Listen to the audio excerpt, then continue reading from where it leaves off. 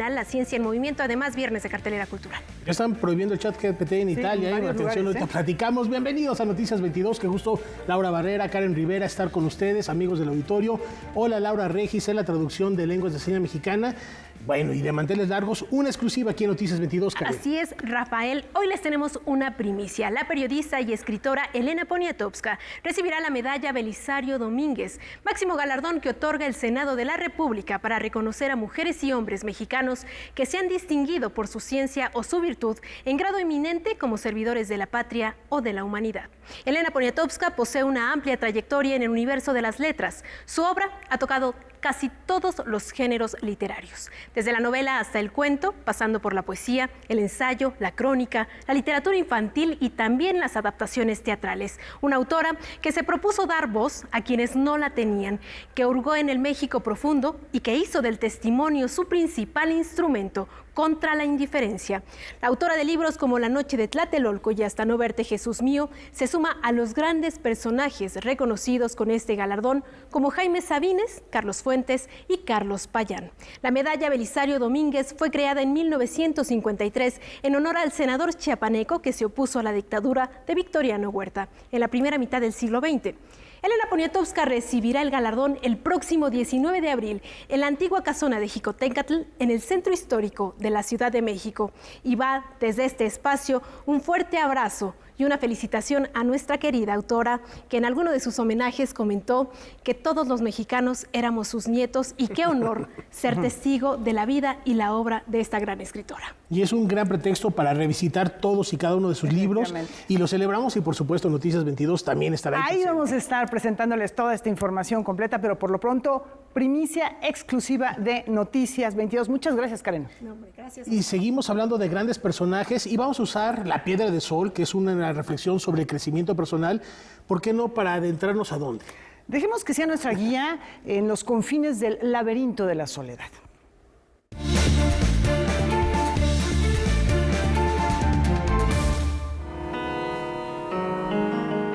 Octavio Paz es un referente en la literatura hispanoamericana del siglo XX. A lo largo de su trayectoria escribió más de 50 obras, entre poesía, prosa lírica, ensayo y traducciones, que han sido editados en más de 30 idiomas. El escritor no es el autor del lenguaje, es el instrumento del lenguaje. Un escritor es el servidor de las palabras. A los 17 años fundó la revista Barandal. Desde ese momento nunca dejó el oficio de editor. Impulsó la creación de revistas como Taller, El Hijo Pródigo, así como Plural y Vuelta. Promovió el debate al abordar temas controvertidos como la libertad y la democracia, así como el poder y la política a través de programas de televisión. Llegando a la década de los 50 del siglo pasado, publicó 4 libros fundamentales: Libertad bajo palabra, El laberinto de la soledad, Águila o Sol y El arco y la lira. El poeta se sirve de su experiencia, pero a condición de que la haya olvidado y luego recordado. Bueno, este fenómeno de olvido y recuerdo, yo creo que es la sustancia de la literatura. Su poesía estuvo marcada por la experimentación, a veces con toques neomodernistas, existencialistas y hasta surrealistas y metafísicos, donde se adentró en reflexiones sobre el destino del hombre, el amor, el erotismo, la soledad y los problemas de su tiempo. Siempre me fascinó el misterio del tiempo. Y en el tiempo he encontrado, por una parte, el instante. Y en Piedra de Sol aparece el instante. Pero el instante está integrado al fluir del tiempo. Y el tiempo tiene una forma circular. Es una idea muy antigua, la idea de que el tiempo se repite. Pero al repetirse, se recrea.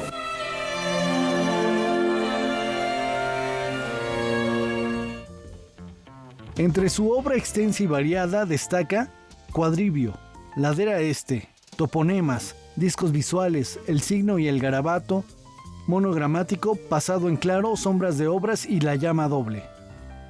A 109 años de su natalicio recordamos al único autor mexicano que ha sido distinguido con el Premio Nobel de Literatura. Deséame un minuto 1000 años intensamente vivido.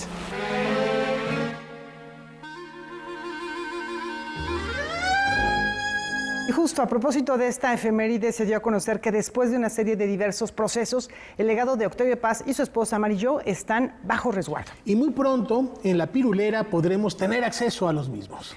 Pues buenas noticias. En el número 445 de la calle Felipe Carrillo Puerto, en Tacuba, dentro del Centro Cultural La Perulera, un recinto del siglo XVII, se ha inaugurado la Casa María José y Octavio Paz. Aquí descansa en conjunto parte del legado material y la memoria del Premio Nobel de Literatura de 1990 y su esposa. Habrá objetos personales, habrá cuadros, muchos de los cuadros que sus amigos pintores dedicaron a él, ¿no? Está el maravilloso retrato de Gironella, hay obras de Motherwell, el norteamericano, de Tapies, el español, de Tamayo, de Soriano, de Felgueres y otros pintores mexicanos.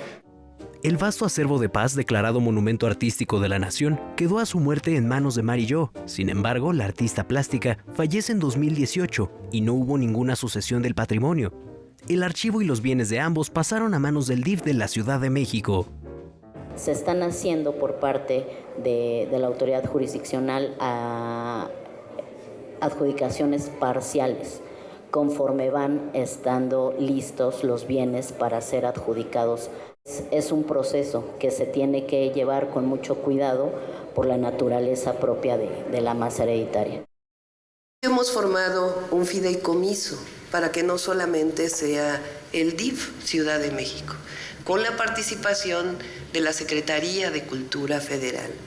Y hemos acordado con la Secretaría de Cultura formar un consejo asesor, un consejo consultivo, un consejo rector, que siempre esté al tanto del legado de Paz. Solo los bienes adjudicados se exhibirán en la casa, y aún falta que se analicen y se cataloguen varios de ellos. El sentido es no dejar que se dispersen los bienes y que exista un solo lugar para exhibirlos. La Perulera, a su vez, se ha transformado en un centro de resguardo y análisis con la instalación del Laboratorio de Cuidado de Archivo y de Preservación, donde seguirán trabajando especialistas del Centro Nacional de Conservación y Registro de Patrimonio Artístico Mueble. En cuanto el archivo esté en condiciones de catalogación, es decir, que sepamos cómo está conformado con sus especificidades, ya podrá moverse al destino que se tiene contemplado desde hace un tiempo y que se acordó de buena voluntad entre las instituciones. Todo lo que ven ustedes aquí son muestras del gran acervo que hay y que de alguna manera se va a comenzar a exhibir aquí. La Casa María José y Octavio Paz contará con una biblioteca de consulta abierta al público. Próximamente se revelarán todos los detalles para poder agendar una visita guiada a esta casa. Con imágenes de Daniel Rodríguez y Juan Carlos Valencia, reportó para Noticias 22, Rodrigo Peredo.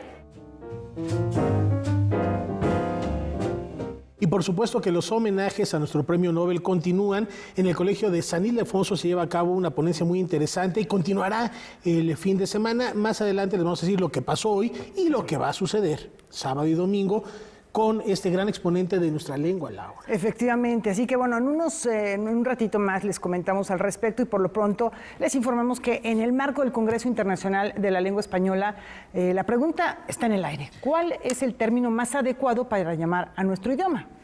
Vamos a ver. Este jueves concluyó en España el Congreso Internacional de la Lengua Española. Muchos fueron los temas que se abordaron. Uno de ellos fue ¿qué idioma hablamos? ¿Cómo se llama nuestra lengua? Algunos postularon que no debía llamarse más español o castellano. Otros afirmaron que se debería nombrar hispanoamericano. Desde hace muchos años he pensado que el término correcto es español. La razón para mí es muy simple. Desde luego, el origen es el castellano, pero el castellano es un dialecto de una parte, de una porción, digámoslo así, de España. En España misma se llama castellano al idioma que nosotros en América llamamos español. ¿Por qué? Porque el castellano, al cruzar el Atlántico, fue el idioma en el que se entendieron vascos, catalanes y gallegos, junto con los propios españoles, con los propios castellanos. el castellano se transformó en español y dejó de ser un dialecto peninsular para convertirse en una lengua universal. Es lo que hay que subrayar, que es una lengua del universo, mientras que el castellano no lo es. ¿Cómo lo vamos a llamar? ¿Latinoamericano? ¿Y excluimos a los peninsulares? ¿Y a los africanos? ¿Y a los filipinos? No, ¿por qué? El castellano, vuelvo a decirlo, se transformó en español y adquirió un rango universal.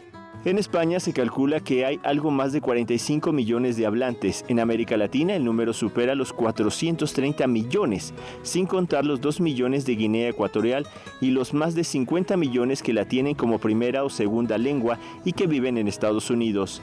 Este hecho hace de nuestro idioma algo único.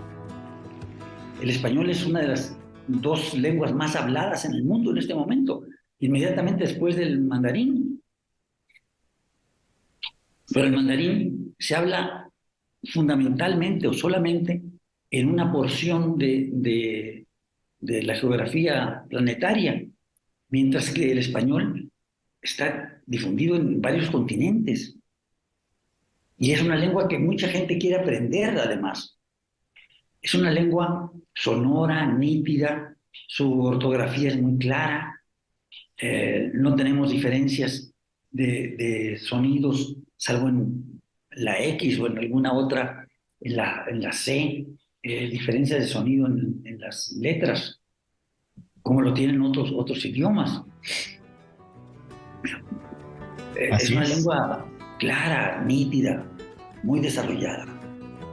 En el Congreso, el cual se repetirá en el 2025, posiblemente en la ciudad de Arequipa, en Perú, otros de los temas que se abordaron fueron la necesidad de generar más lectores, tener una enseñanza más atractiva, la urgencia de robustecer el orgullo hispano, estar atentos a prohibiciones como la hecha en Irlanda, en donde El viejo y el mar de Hemingway es considerada una lectura que puede alterar a los jóvenes, pero sobre todo garantizar la libertad en democracias raquíticas, ya que el miedo a decir, a usar la palabra, empobrece la expresión y amordaza las sociedades.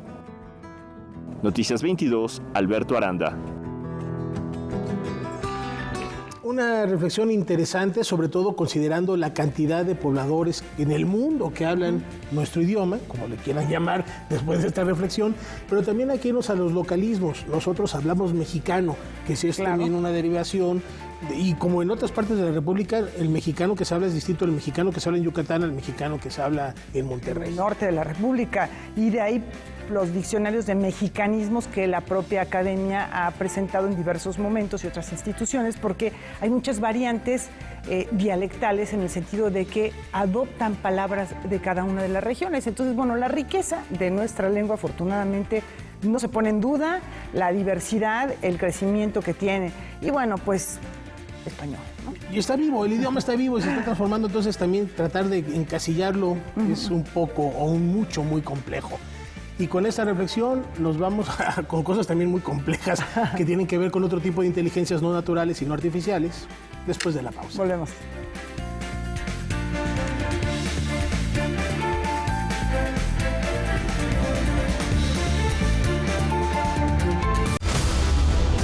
Cuando defiendo la democracia, defiendo el derecho que tienen tus hijos e hijas para tener un mejor futuro. Cuando defiendo la democracia, defiendo el derecho que tienen todas las personas con discapacidad de ser tomadas en cuenta. Defendemos a quienes antes no podían votar. Cuando defiendo la democracia, defiendo todo lo que hemos logrado las y los mexicanos junto con nuestro INE. Pero sobre todo, cuando defendemos la democracia, defendemos nuestro derecho al voto libre, porque el voto libre no se toca.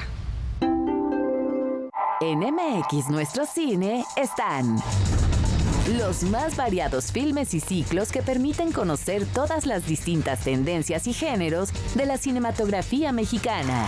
¿A qué horas son? Las 8 en punto. ¿No será que tienes algo escondido por ahí?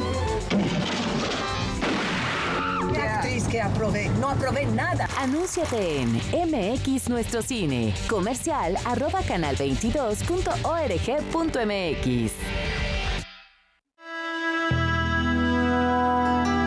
Cinema 22 presenta Festival Voces contra el Silencio, Ganadores 2022.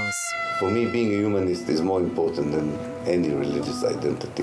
Cuando lo desecharon del ejército israelí, comenzó su segundo exilio. Lo que algunos llamaban locura, él lo llamó libertad. Entrar al ejército era parte del precio que tenía que pagar para ser un ciudadano más.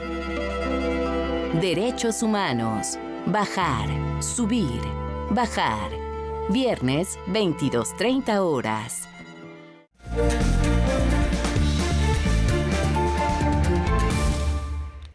Y vamos a continuar hablando de las transformaciones que nos trae la tecnología, la inteligencia artificial y también las polémicas. Vamos con Rafa y Karen del otro lado del estudio.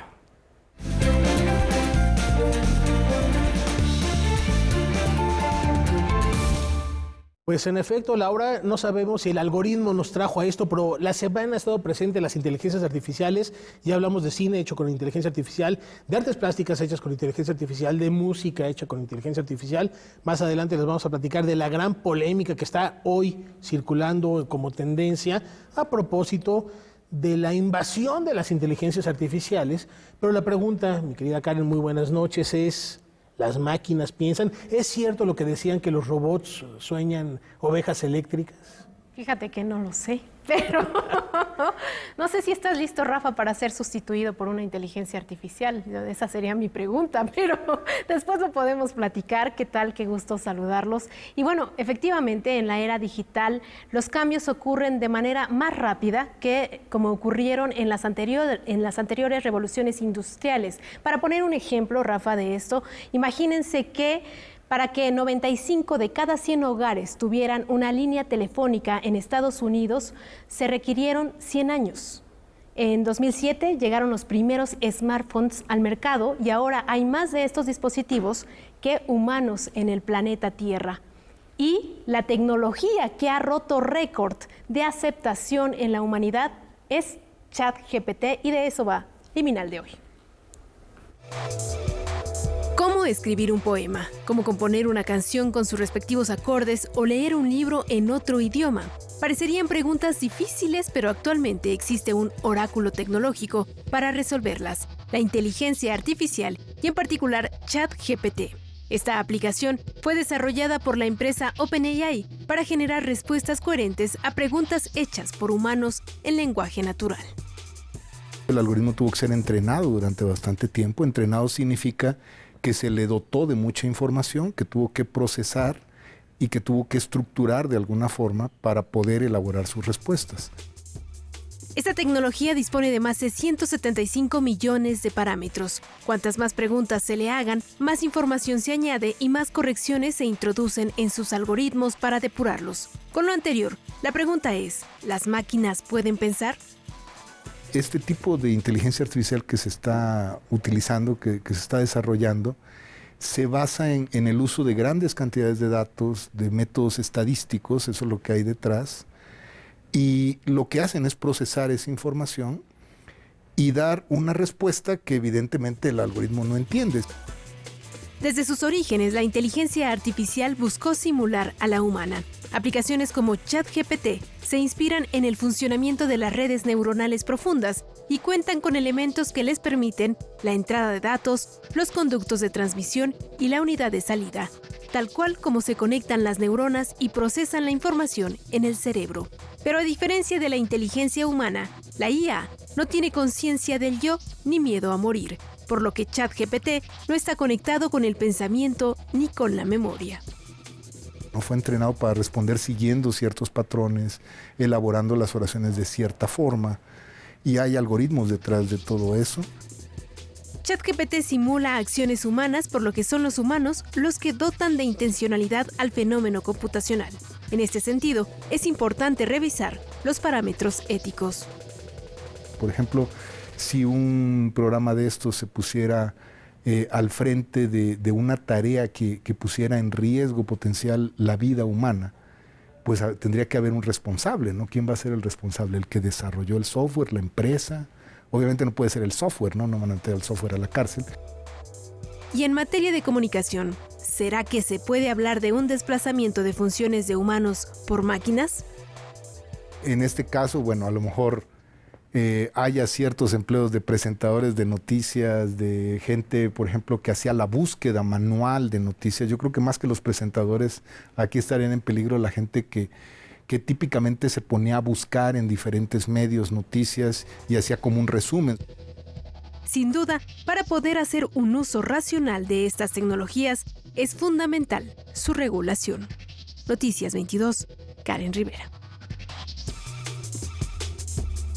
Después de ver esta pieza, Karen, y atendiendo tu provocación de hace unos minutos, a propósito de la conciencia del yo y el temor a morir, ¿qué te hace suponer que no estás hablando con una inteligencia artificial súper desarrollada? Yo te iba a preguntar justo, ¿no eres un bot? Quizá un error en la Matrix, pero un bot no hubiera podido ser ese gran chiste. Ok, bueno, exacto. Aunque déjame decirte que hay investigadores como el doctor Alejandro Frank, miembro del Colegio Nacional, que piensa que sí se pueden crear otro tipo de inteligencias y que las máquinas más adelante van a tener un modo de pensamiento, incluso van a poder hacer muy buenos chistes o van a tener gran sentido del humor. Pero es interesante el tema y es polémico. A mí, inclusive, hasta el término de inteligencia al ser artificial me estorba un poco, choca, porque falta la parte emocional para que pueda ser una inteligencia, porque finalmente es una repetición de programas, de instrucciones, lo dice en la nota. Se entrena con algoritmos para responder quién está detrás de ese algoritmo, quién está cargando esa información. Sí hay una inteligencia. Cómo lo replique, cómo se procese en una máquina, quién sabe si merezca ese término. Pero bueno, Karen, sabemos esto ha causado mucho ruido y me gustaría platicarlo contigo. Hace unos días platicábamos que un grupo encabezado por Elon Musk también decían que lo ralentizaran tantito. 6 meses, que lo detuvieran por lo menos 6 meses, que no avanzaran, digamos, con otra innovación más relacionada con esta tecnología, porque se tiene el temor de qué es lo que está ocurriendo con los datos. Lo que está pasando en Italia precisamente fue esta idea de definitivamente clausurar de alguna forma el uso de esta tecnología por temor a la información, a los datos privados de los usuarios. Y creo que ahí está una de las grandes líneas ahorita de discusión. ¿Qué está pasando con la protección de datos de usuarios? Con esta información no sabemos nada de manera legal, no se tiene hasta ahora un reglamento oficial que disponga o del que se disponga para que ChatGPT no haga uso de este tipo de información. Italia es el primer país de Occidente, porque ya lo había hecho China, ya lo había hecho Corea del Norte, ya lo había hecho Rusia en algún momento, de prohibir el uso del ChatGPT. Ahora marca un parteaguas y una tendencia muy interesante lo que sucede en Italia, porque en efecto, y no solo con el ChatGPT, cuando ustedes en su cuenta de TikTok o de Twitter dan acepto términos y condiciones, lean con mucho cuidado porque no saben qué es lo que están aceptando. Todo lo que suben a Facebook o a Meta, como se llama ahora, a TikTok o a Twitter, ya no les pertenece, es público, le pertenece a la empresa a la que ustedes están dando permiso de acceder a todos esos informes. ¿Qué tanta información están adquiriendo ahora las inteligencias artificiales? Porque no solo son estos datos personales, sino también las ideas y tus búsquedas. Volvemos a lo mismo. ¿Qué inteligencia o qué falta de la misma está programando estas máquinas? Pues es precisamente esto. La idea es que se inspiran en cómo funcionan las neuronas, de ahí de tomar el término de inteligencia artificial, porque las neuronas procesan la información como microprocesadores, efectivamente, es una copia, la inteligencia artificial de las neuronas, cómo reciben la información, cómo la almacenan, de alguna manera son capaces de jerarquizarla y después la comparten con los demás. Ahora, ¿qué pasa con este tipo de polémicas? Pues sí, hay que poner la mano sobre la ética en la inteligencia artificial, hay que subrayar qué ocurre con estos parámetros reglamentarios que bien dicen, no puedes culpar a un software. Ellos no piensan, ¿no? Ellos no son los que toman las decisiones. Al final siempre hay un humano detrás de este software que toma esa decisión. Y lo cierto es que cuando usamos aplicaciones que son gratuitas, pues nada en este mundo lamentablemente es gratuito. Bueno, la cultura a veces sí, que creo que hay que aprovechar, pero cuando usamos Twitter, Facebook, evidentemente nuestra paga son nuestros datos personales. Aguas, es una cuestión que nos vuelve muy vulnerables y hay que tener mucha atención. Gracias por traerlo a cuento, Karen.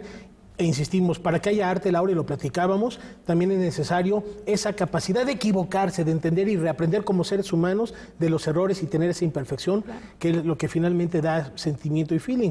Y esto es algo que no puede hacer una inteligencia artificial. Una persona con 2 neuronas para hacer sinapsis simplemente tiene que inclinar su cabeza hacia un lado. Muchas gracias. Efectivamente, tienen toda la razón. Y bueno, pues yo creo que vamos a estar platicando mucho más de esto. La inteligencia es la capacidad de unir tus habilidades intelectuales, emocionales, de comportamiento para resolver problemas, para enfrentar el mundo. Eso todavía no lo están haciendo las inteligencias artificiales, que yo sostengo que es un oxímoron, inteligencia artificial. Pero bueno, quién sabe lo que nos depara el futuro. Por lo pronto, ayer ya les platicábamos de la Biblioteca de la Evolución Humana. Hoy vamos a ir un paso más adelante. Vamos a hablar de los asentamientos humanos en Europa. Haciendo las excavaciones para el paso de un tren hace 100 años en la Sierra de Atapuerca, en Burgos, se encontró a los primeros pobladores de Europa. Los distintos análisis en este yacimiento permiten completar la historia de la evolución humana. Atapuerca es muy importante porque registra la vida humana y su contexto, tanto climático como de todo tipo, biológico, por supuesto, y botánico, desde hace 1,5 millones de años.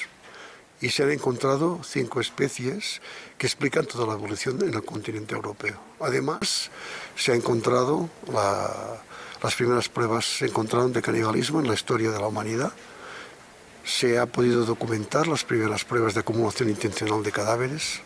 Se ha podido documentar también la aparición del lenguaje.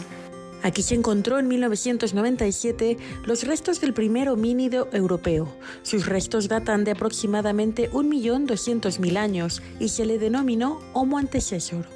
Es una especie que se caracterizó cuando la encontramos porque tenía un explandocráneo, es decir, una cara muy parecida a la nuestra, la actual, del Homo sapiens, y en cambio tenía un cráneo igual que los homínidos africanos. Esto no se había encontrado nunca en 1 millón de años de antigüedad, y dimos a esta especie el nombre de Homo antecessor, que quiere decir Homo explorador, el primero que se exploró Europa.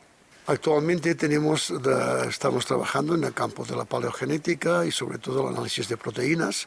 El primer proteoma humano que se ha hecho en la historia con una antigüedad de 1 millón de años de una especie es el de la grandolina, de Homo antecessor.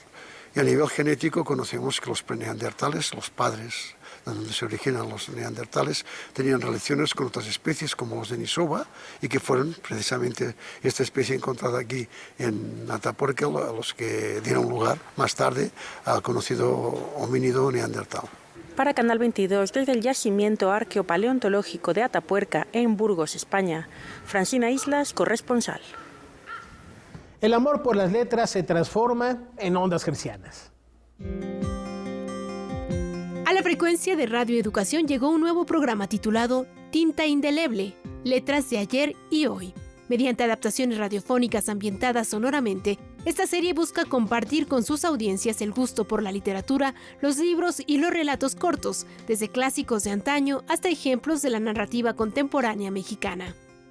Nos pusimos a rescatar cuentos viejos o relatos viejos, todo lo que sea literatura, y también de hoy. Por eso el eslogan es Letras de Ayer y Hoy. Tinta Indeleble tiene sus antecedentes en el programa para jóvenes Control Z, que inició sus transmisiones en Radio Educación poco antes de que se declarara la alerta sanitaria mundial. Empecé a usar parte de cuentos antiguos y haciendo un análisis con visión de jóvenes. Me di cuenta que al auditorio le encantaba y estaba ávido de escuchar diversos cuentos. Es muy paradójico porque Control Z nace de ahí de alguna manera, todo es coyuntural. Y Control Z es borrar, ¿no? Y borrar con el asunto de tecleo y la cibernética. Y aquí vamos a tinta indeleble, lo que no se borra y que se escribe y que pasa en la historia. El programa podrá sintonizarse todos los lunes a las 19 horas con 5 minutos en las señales 1060 de AM y 96.5 de FM. Cada capítulo de media hora de duración estará dedicado a un relato, salvo aquellos casos en que la extensión del cuento amerite más de una emisión. El actor Mario Díaz Mercado llevará la batuta de la narración y estará acompañado por Sayuri Sánchez y Max Lavalle. El cuento El Espectro, del escritor uruguayo Horacio Quiroga, inauguró las transmisiones de la serie. En las próximas emisiones podremos disfrutar cuentos como ¿Dónde está mi cabeza?, de Benito Pérez Galdós, y La Dama del Perrito, de Anton Chekhov. Con información y texto de César H. Meléndez, Noticias 22. Esta noche en Debate 22 para hablar de ópera cinema acompañan a Álvaro Cueva, el director y creador del concepto Osvaldo Martín del Campo y la cantante y productora Marta Lamas. No se pierdan, Marta Lamas. A ver, ahí estamos. Marta Llamas, así Marta es. Llamas. No. Así está, no se pierdan esta charla al término de Noticias 22. Bueno, pues un buen tema, ¿no? No, y es un gran concepto porque sabemos que lo que ha hecho Osvaldo es grabar en blanco y negro como si fuera cine mudo y musicalizar en vivo con cantantes de orquesta. Entonces es una experiencia muy interesante y una aproximación distinta a la ópera, porque no es la ópera convencional como estamos acostumbrados. Y que bueno, pues no se pierdan esta propuesta y nos vamos a la pausa.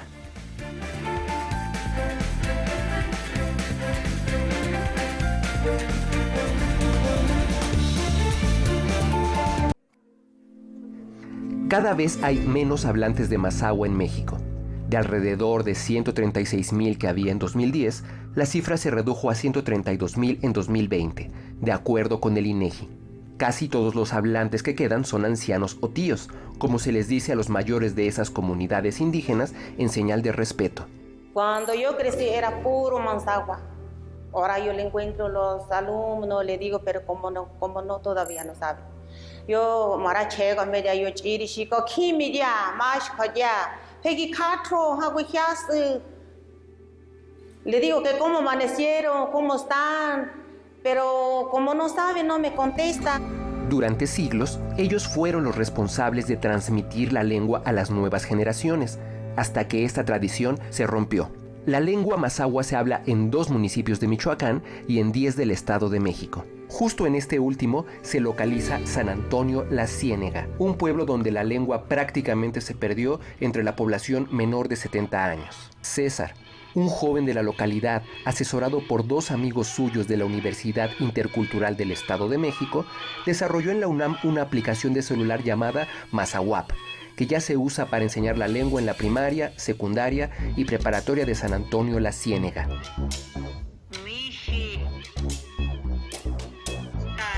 La lengua mazahua en mi comunidad está en situación crítica. Ellos mismos lo han dicho y ellos mismos lo saben, que una vez que ellos mueran o como lo dicen, cuando ya no estén aquí, pues la lengua se va a morir porque son los únicos portadores o los únicos que pueden transmitir la lengua. La idea es que no solo se cierre a un primer curso, digamos que eso es como una prueba piloto de ver cómo funciona dentro de una institución educativa, de cómo podemos utilizar una aplicación en una escuela y que los alumnos pues estén interactuando fácilmente.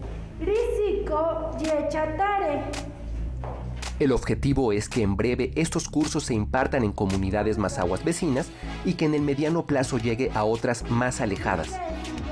Desarrollada en la UNAM como proyecto para titularse en la carrera de Ingeniería Mecatrónica, esta app le debe mucho de su espíritu a los ancianos o tíos, quienes a pesar de estar renuentes a las nuevas tecnologías, accedieron a grabar sus voces y colaborar en el diseño de las lecciones, todo con el fin de que el mazahua no desaparezca. Lo que hace la app es capturar la voz de ellos.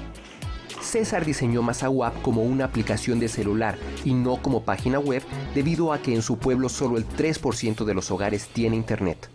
Esto representa una ventaja, no solo porque todos los alumnos cuentan con uno de estos aparatos, sino porque cualquiera, incluso en la ciudad, puede descargar gratuitamente la app y aprender un poco de mazahua en casa. La app busca documentar todo este idioma y otra parte la app busca también como darte una cálida bienvenida al idioma.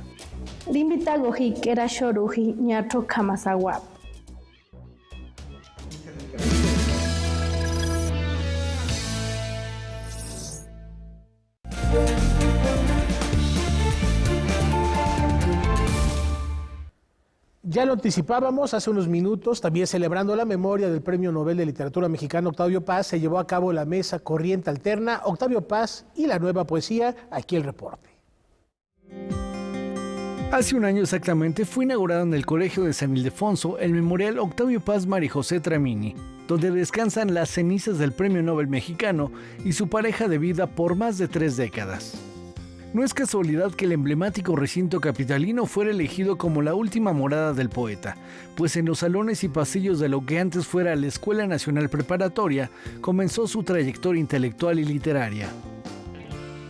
y él explica de alguna manera en su poema Nocturno de San Ildefonso, no fue solo un paso escolar, fue un renacimiento, su paso por la Escuela Nacional Preparatoria. En ocasión del primer aniversario del memorial creado por el desaparecido artista Vicente Rojo y del aniversario 109 del natalicio de Octavio Paz, el Colegio de San Ildefonso celebró esta tarde una mesa de lectura en la que jóvenes poetas evocaron al autor del Laberinto de la Soledad. La actividad fue coordinada por María Baranda, quien a partir de ahora encabezará la Cátedra Extraordinaria Octavio Paz. Precisamente, la cátedra universitaria tuvo la iniciativa de rendir homenaje también a uno de los referentes poéticos de nuestro tiempo, el maestro David Huerta. Creo que es absolutamente afortunado que la cátedra Octavio Paz, que este aniversario, no solo recordemos a Octavio Paz, sino también sea la oportunidad para recordar y hacer despedir también de alguna manera a nuestro amigo, el gran poeta David Huerta. Escritores, académicos, alumnos y colegas del poeta se reunirán este sábado y domingo para recordarlo, a través de lecturas, presentaciones editoriales, acciones poéticas y otras actividades. Una parte de este homenaje consistirá en invitar a sus alumnos, que fueron muchísimos. También vamos a reunirnos en torno al libro que marcó, digamos, su obra, Incurable. El programa completo pueden consultarse en el sitio web del Colegio de San Ildefonso. Con información de César H. Meléndez, Óscar Cortés.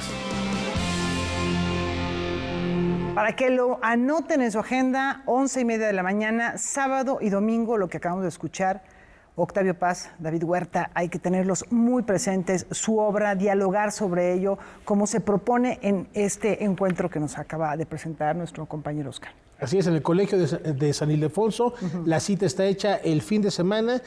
Vale la pena acercarse, va a haber conversatorios, va a haber mesas de ponencia, está muy interesante. También de poesía, entonces no puede faltar. Y también les comentamos que el domingo 2 de abril se va a llevar a cabo a las 18 horas en la Sala Manuel María Ponce del Palacio de Bellas Artes un homenaje póstumo al compositor Víctor Rasgado, en el que participarán el Cepromusic, el ensamble Siqueiros, Fernando Domínguez, así como Encarnación Vázquez y Mauricio Nader, concertistas de Bellas Artes, quienes recuerdan al compositor del Coyote y la Luna, una gran ausencia en la escena musical nacional. Y también les tenemos otra recomendación, Canal 22, el canal cultural de México. Recuerda al compositor mexicano Mario Lavista en el 80 aniversario de su nacimiento, una de las figuras más importantes de la música de concierto de finales del siglo XXI y principios de finales del siglo XX y principios del XXI. Y bueno, exploró él grandes posibilidades técnicas, expresivas de los instrumentos tradicionales. La primera de las transmisiones va a ser el sábado, o sea, mañana, a las 16:50 horas. Ahí está muy bien marcado, 16:50 horas, a través de la barra Escenarios con Luz Sonora, celebrando a Mario Lavista. Y el lunes 3 a las 19 horas se emite Premio Nacional de Ciencias y Artes Mario Lavista. Ahí está, bueno, ahí tenemos lo de los diversos días. Entonces, está interesante. También a Mario Lavista, de verdad un gran innovador, un gran profesor de grandes figuras que actualmente están en un momento creativo muy importante. Vale la pena mantenerse en sintonía de Canal 22 y esa es una recomendación no solo para el fin de semana, sino también para lo que viene ahorita, porque les vamos a platicar de una publicación en la que se reúne la esencia de la danza y quienes hacen posible esta gran experiencia artística. Una vida dedicada a la danza, pero desde diversos flancos, como bailarín, pero también como diseñador escénico, iluminador, coreógrafo y maestro. Manuel Iram y los cuerpos de luz es resultado de una investigación que Margarita Tortajada comenzó a realizar desde 2012. Está presentado de manera cronológica. Los primeros momentos, la manera en que entró al campo de la danza, su viaje a Cuba, que ahí estuvo 12 años en Cuba trabajando en la danza moderna cubana, que también tenía ese proceso de crear una identidad propia en el cuerpo y en la danza. Y él participó en eso. El volumen está ilustrado con una generosa cantidad de fotografías procedentes del archivo del maestro Hiram, con quien la autora trabajó cercanamente para este ejercicio de memoria y homenaje en recurrentes reuniones sabatinas. Regresa a México a principios de la década de los 70 y se convierte en la mano derecha, ¿no?, en la mancuerna de Raúl Flores Canelo, el director de Ballet Independiente. Y todos los avatares que pasan desde 1971 hasta 2004, que sale el maestro Manuel Hiram de Ballet Independiente, y el siguiente capítulo es su nueva aventura con los jóvenes. Y fundan Tierra Independiente, que actualmente tiene su sede en Oaxaca. Margarita Tortajada dice haber encontrado una nueva beta en su trabajo de investigación al realizar este libro, pues la labor tras bambalinas del maestro Hiram como técnico e iluminador recuerda a estos otros hacedores de danza que el público no ve. Fue hacer un trabajo de historia de vida, ¿no?, donde está sustentado en el discurso de Manuel Hiram. Claro, con mis intervenciones, ¿verdad? Y con intervenciones de otros, muchos que pude entrevistar. Pero es sobre todo él hablando. ¿Cuántos recuerdos de esa época?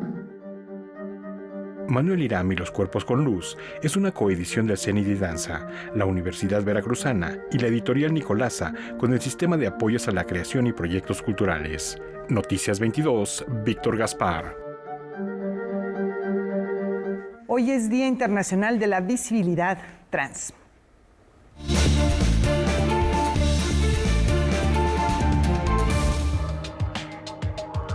Con el propósito de visibilizar el valor de la vida de manera abierta y sin prejuicios, así como de luchar contra la discriminación basada en la orientación sexual, cada 31 de marzo se conmemora el Día Internacional de la Visibilidad Trans, Travesti, Transgénero, Transexual. Una fecha que muestra la urgencia de atender los retos que enfrenta esta población de la sociedad en materia de salud, educación, vivienda, empleo y seguridad. El cambio que implica, digamos, un cambio también en el imaginario que tenemos acerca de la vivencia y la experiencia trans, no solamente necesita de cambios legales, sino que también es urgente cambio en nuestra propia idea, ¿no?, en la reflexión que tenemos subjetiva de lo que pensamos cuando hablamos de personas trans. La Ciudad de México cuenta con una ley de identidad de género que defiende el derecho de las personas trans a acceder a un cambio legal de sus documentos personales por medio de un trámite administrativo y defiende también sus derechos humanos. Sin embargo, la marginalización, la violencia y la discriminación siguen presentes en su vida, por lo que al tiempo de crear políticas públicas en la materia, se debe motivar un cambio cultural en torno a cómo se atienden las experiencias trans, así como lo asegura la investigadora Lucixia. Es necesario también la responsabilidad colectiva, que implica cómo nosotros mismos estamos identificando la experiencia trans para poder generar de manera urgente un cambio, una transformación en la concepción que, de vuelta, estructuralmente nos orienta a pensar que una persona trans tiene algún problema. Desde el reconocimiento legal de un estudiante trans hasta el respaldo de las instituciones para crear un ambiente seguro que respeta la identidad de género, son parte de las acciones que se buscan impulsar con la conmemoración de este día, que también pretende romper con los obstáculos que impiden una mejor calidad de vida para la población. Noticias 22, Karen Rivera. Pasaron 7 décadas para que en la India se resurgiera la esperanza para una especie muy en particular que les platicamos a continuación.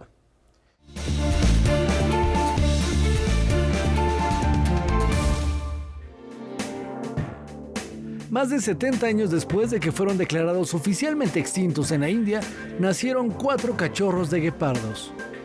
Los felinos se encuentran en el Parque Nacional de Kuno, una reserva natural situada a 320 kilómetros al sur de Nueva Delhi, en donde hace 6 meses se llevaron a 8 guepardos provenientes de Nambia como parte de un proyecto gubernamental que busca la reproducción y la reintroducción de esta especie al país asiático. El primer ministro Narendra Modi se alegró de la maravillosa noticia y aseguró que una segunda hembra pronto dará a luz. La desaparición del mamífero terrestre más rápido del mundo en la India se le atribuye principalmente a los cazadores, que codiciaban su preciosa piel cubierta de manchas redondas, pero también a la pérdida de su hábitat.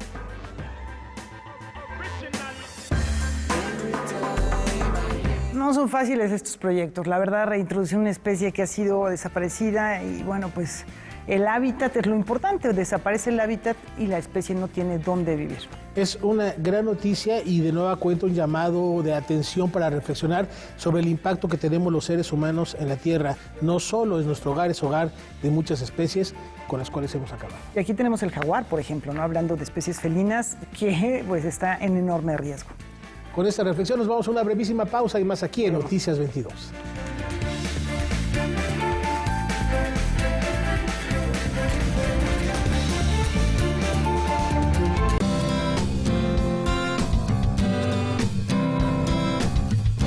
Como audiencia, tienes derechos. Debes conocerlos para poder ejercerlos y ser parte de los televidentes críticos y participativos. Es muy importante que sepas que la televisora debe respetar los horarios anunciados en su programación, tener acceso a la misma calidad y niveles de audio y video. Para más información, consulta la página de defensoría.canal22.org.mx.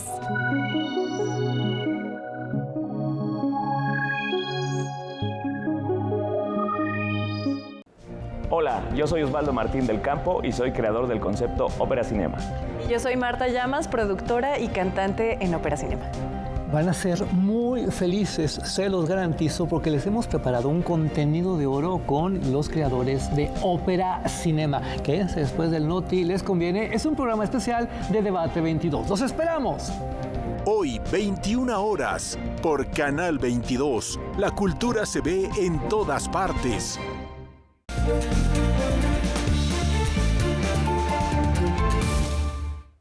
Aquí una propuesta para los nobles autores mexicanos que anden en busca de una nueva generación de lectores. Ya está abierta la convocatoria para la tercera edición del Premio Primera Novela que organiza la Estrategia Nacional de Lectura, la Secretaría de Cultura de Coahuila y Amazon México, y que convoca a escritoras y escritores mexicanos que por primera vez publicaron una novela en 2022. El propósito de la estrategia es fomentar el trabajo creativo de los escritores, de las escritoras. No hay límite de edad para participar. Pueden participar de todos los lugares de México. Entre los requisitos para participar se encuentran el que la obra sea de ficción original y que sea escrita por un solo autor en español. Además, que el escritor no haya publicado en ninguna parte del mundo una novela antes de la publicación del libro presentado. Para esta edición, el jurado está conformado por los escritores Fernanda Melchor, Socorro Venegas y Guillermo Arriaga. Y creo que es un momento importante para que las escritoras, los escritores se difundan y que sigamos pensando en el quehacer de la escritura. La convocatoria cierra el 15 de mayo. El ganador o ganadora del Premio Primera Novela será dado a conocer en agosto y recibirá 250,000 pesos. También se reconocerá a 2 finalistas con 50,000 pesos cada uno y la premiación tendrá lugar en Coahuila. Noticias 22, Karen Rivera. Los viajes a Marte parecen ser una realidad, además de un buen pretexto para un hasta luego. Por el placer de volverse. Un padre tiene que enfrentar la pérdida de sus 2 hijos, y es que se han embarcado a una misión hacia Marte, que tiene por objetivo colonizarlo. Este hecho lo llena de orgullo, pero también de dudas, tristeza, melancolía, y es que quizás nunca los vuelva a ver. Así comienza la obra Hasta luego. Más allá de hablar de Marte y de la expedición a Marte de los hijos, creo que es un texto que habla de pérdida, de despedida, pero también de esperanza, ¿no? De qué haces cuando te tienes que desprender de lo que fue tuyo y cómo queda el recuerdo y el anhelo de que les vaya bien a los que se fueron, ¿no? Entonces, obviamente es un texto esperanzador en este desasosiego que estamos viviendo. Este unipersonal dirigido por Daniel Bretón es el primer texto que se traduce al español de Anthony Jacob. Es un dramaturgo suizo que tiene ya sus 60 más años, que siempre tiene un sentido del humor maravilloso en todos los textos que aborda, siempre con un asunto un poquito apocalíptico. Tiene otro texto que se llama Adiós a las bestias, que también se montó y se tradujo y se montó en lectura, que es muy muy bueno a partir de pues qué va a pasar en algunos años de que nos tengamos que ir despidiendo. Pero siempre le aporta un toque de humor maravilloso. Este texto le fue entregado a Boris Schumann por Aurora Cano para que lo dirigiera, pero el dramaturgo y director francés optó por actuarlo. Por la pandemia solo se hizo una lectura dramatizada y una función por Zoom a 3 cámaras. Lo que ahora veremos será una nueva versión. La puesta en Zoom permitía muchos acercamientos porque me acercaba a la cámara, había todo un lenguaje hacia cámara que estuvimos investigando con Daniel Bretón. Y la verdad fue increíble, me aprendí muchísimo del lenguaje de la cámara a partir de hacer ese trabajo, pero seguía siendo en ese tono de tristeza y todo, y últimamente cada vez le encuentro más humor al texto y quiero divertirme, diciéndome que reírse de uno mismo es la mejor terapia para no desesperarse, y eso es lo que estamos intentando ahorita en esta nueva versión. Hasta luego se presenta todos los lunes de abril a las 20:30 horas en el Teatro La Capilla, localizado en la calle de Madrid 13, en Coyoacán. Noticias 22, Alberto Aranda. Esta historia de amor, soledad y ausencia motiva un viaje que deja al descubierto los amores incompletos. Era una buena mujer. Siempre tenía un consejo para todos.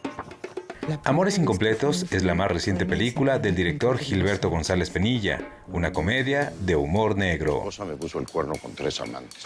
No puedo quedarme con la duda. Si realmente quieres saber, mejor pregúntaselo a los amantes en persona. Mira, de entrada, lo que yo quise hacer es el tipo de comedia que a mí me gustaría ver en el cine, ¿no? Los directores que más me llaman la atención y que más sigo es Alexander Payne, Jim Jarmusch, Woody Allen, y ellos siempre manejan un tono muy específico en sus comedias. Entonces, de entrada, yo quería alcanzar ese tipo de tono. Me voy de viaje. ¿Tú de viaje? Pero si ni te gusta viajar, papá. Voy a conocer a tus amantes. El filme gira en torno a un hombre un tanto amargado, pero con la vida resuelta. Todo cambia cuando muere su esposa y descubre que le oculta un oscuro secreto, o más bien, varios. La dirección de Gilberto me hizo crecer en esa circunstancia, en esa vivencia, y aprendí muchísimo. Pero sí me dolió. Y no tenía ningún asunto en mi vida real en el momento en que le estábamos haciendo. Este largometraje le ofreció la posibilidad a la actriz Joana Murillo de interpretar un personaje diferente a los que regularmente interpreta. ¿Se murió? Nomás le dio la pálida. Me alegró el corazón porque era algo muy alejado a lo que siempre me llaman, a lo que siempre me invitan. Y pues era una oportunidad para yo poder jugar con mi rango y poner en prueba lo que yo siempre creía de mí misma, que era que sí tenía mi rango, ¿verdad? Entonces... Amores Incompletos llega a la cartelera comercial este fin de semana y también a algunas cinetecas del país. Solices con ese. Noticias 22, Julio López. Bien, esto por hoy, muy buen fin de semana. ¿Y unas recomendaciones, Rafa? Por supuesto, vamos con Karen Rivera y la cartelera cultural. Muchas gracias, hasta el lunes.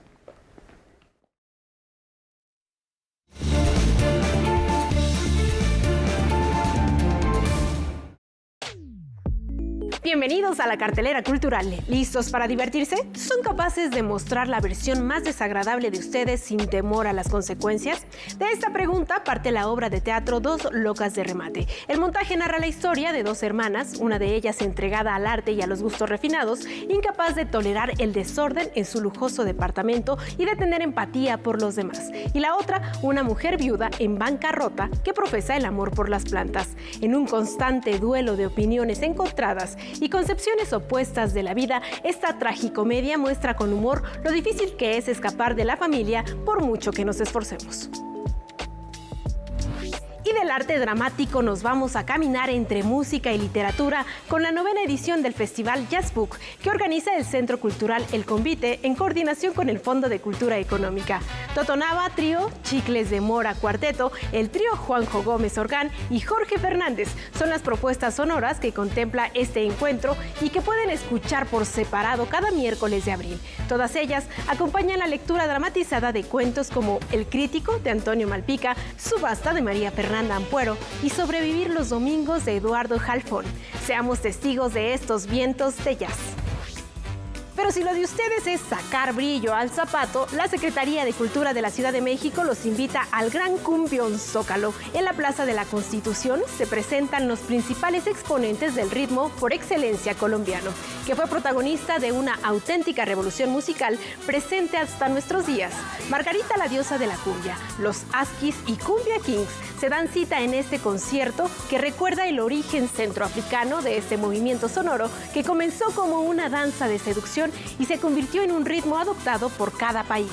Una actividad que hace honor al concepto de la cumbia, que significa fiesta. Que se diviertan. Hasta aquí la cartelera el día de hoy. Nos vemos la próxima semana.